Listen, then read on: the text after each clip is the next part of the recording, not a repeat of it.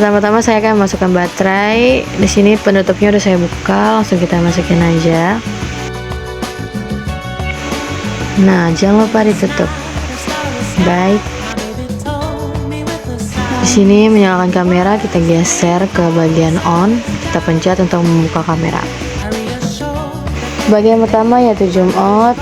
Ini kameranya kita putar aja ke sebelah kiri.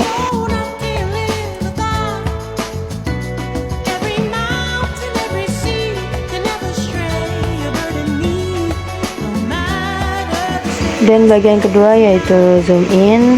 Ini sebaliknya dari yang sebelumnya. Ini tinggal kita geser aja ke sebelah kanan.